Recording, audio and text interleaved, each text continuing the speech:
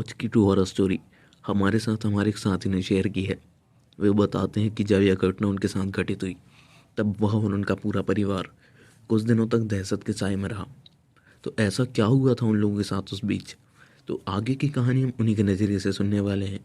तो चलिए शुरू करते हैं। दोस्तों, मेरा नाम सुधीर है। यह बात उन दिनों की है जब मैं अपने पापा और दादाजी के साथ कभी कभी खेत चला जाया करता था। और साथ ही साथ मेरे दादाजी और पापा जी मुझे खेती सिखाने के लिए, क्योंकि हम लोग एक मिडिल क्लास परिवार से आते थे, हमारे पास कमाई का और कोई साधन नहीं था, इसलिए मैं उनके साथ कभी ना कभी खेत चला जाया करता था और देखता था कि वह खेती कैसे करते हैं। लेकिन एक दिन मेरे पापा हमारे यहाँ खेत में फसल की कटाई कर रहे थे। तभी वह जो यंत्र होता है उसमें एक बहुत तेज़ आवाज़ आई। तभी मेरे पापा ने ट्रैक्टर रोका और मेरे दादाजी को बुलाया, और मेरे दादाजी और मैं वहाँ दौड़ कर गए।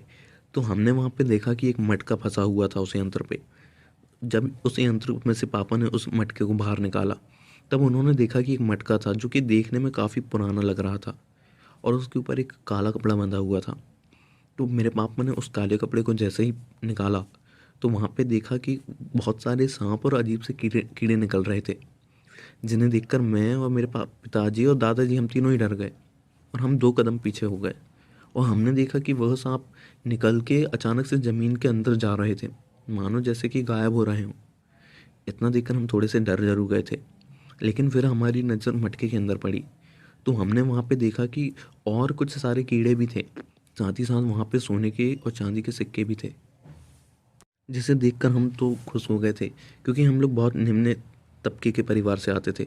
इसलिए हमारे मतलब मन में ख्याल आया कि भाई चलो आज खजाना मिल गया और अब हम भी अमीर हो जाएंगे। हमारे घर में भी थोड़ा खुशी का माहौल छा गया, क्योंकि हमने यह बात दबा के रखी थी और हमने किसी को भनक भी नहीं लगने दी। लेकिन सब हमारे परिवार के सदस्यों को यह बात पता थी। तो हम लोग भी उस खजाने को, क्योंकि अब उस खजाने में थोड़े से कीड़े थे, तो हम लोगों ने उसे वहीं पे ढक कर छोड़ दिया और सोचा कि इसे अगले दिन आकर उठा कर ले जाएंगे। लेकिन हम लोग उस दिन जब घर पहुंचे तो हमने देखा कि हमारे घर में सब थोड़े बहुत खुश थे और हम लोग ऐसी नॉर्मल बातें कर रहे थे, हंसे और खाकर सो गए।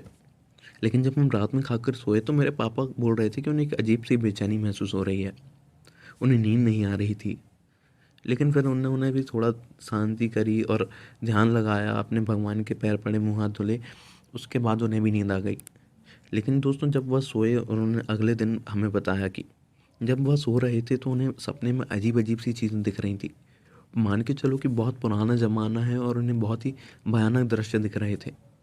साथ ही साथ उन्हें एक आवाज़ आई जिसमें वह कुछ कह रहे थे कि उन्हें कोई संकेत दे रहा था कि यह खजाना तुम्हारे लिए है, अगर तुम कुछ बलि देना चाहते हो तो तुम इस खजाने को ले जाओ, अन्यथा तुम इस खजाने को छीन भी नहीं सकते।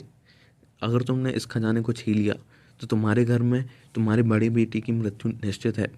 और अगर तुम इस खजाने की लालसा रखते हो और तुम इस खजाने को पाना चाहते हो तो मेरी कुछ ख्वाहिशें पूरी कर दो, जैसे कि अपनी एक बेटे की बलि मुझे देनी होगी। साथ ही साथ मुझे एक सुरिया, सुरिया का मतलब कहा जाए तो घर में एक छोटा सा बर्तन होता है जिसमें हम आटा नापते हैं, उस सुरिया भर के उसे जुएं चाहिए।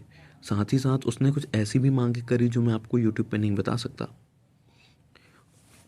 इतना सब मेरे पापा ने जब मेरी माँ और मेरे दादाजी को बताया तब वह थोड़े से डर गए। तो उन्होंने कहा कि यह बात जो है तुम मुझे अब बता रहे हो और हम लोगों ने गलती कर दी है उस चीज़ को छीकर, अब हमें उसे जल्दी से जल्दी ठिकाने लगाना होगा और इस बला से मुक्ति पानी होगी, नहीं तो हमारे घर में कुछ ना कुछ अनहोनी हो जाएगी। तो मैं और मेरे पापा फटाक से एक तांत्रिक बाबा के यहाँ गए। तब हम लोगों ने उन्हें सब यह बात बताई। तब उन्होंने हमसे कहा कि यह जो तुमने खोद निकाला है, यह इसे माया कहते हैं। यह माया किसी न किसी बलि के बाद ही मुक्त होती है, क्योंकि इसमें किसी न किसी बला को डाल दिया जाता है। लेकिन मुझे यह बात समझ में नहीं आई। तब मैंने तांत्रिक बाबा से कहा कि आप थोड़ा मुझे विस्तार में समझाइए। तब उन्होंने हमसे कहा कि पुराने ज़माने में क्या होता था कि ना तो बैंक होते थे और ना किसी के घर में पक्के ताले। लोगों के पास मात्र अपने धन को संचित करने के लिए एक घड़ा और अपनी कुछ ज़मीन होती थी, और संपत्ति के नाम पे यही सारी चीज़ें होती थी। लेकिन उस टाइम पे लोगों के पास सोना चांदी हुआ करता था, तो वह अपने जेवरात और अपनी थोड़ी सी संपत्ति जैसे सोना चांदी हीरा और गहने वगैरह एक मटके में भरकर उसे अपनी एक घर के ज़मीन में या फिर खेत में या फिर बाड़ी में गाड़ दिया करते थे। और साथ ही साथ वह कुछ ऐसी बलाएं भी डाल दिया करते थे ताकि उस खजाने को या उनकी संपत्ति को कोई हानि ना पहुंचा सके, और वह उन्हें ज़रूरत आने पर उपयोग कर लेते थे। लेकिन वह संपत्ति किसी ने दबाकर भूल गया या फिर उसकी अचानक से मृत्यु हो गई होगी। इतना सुनकर मुझे पूरा फंडा समझ में आ गया। तो मैंने कहा कि यह तो पापा किसी और के हक का पैसा है, इसे हम कैसे ले सकते हैं।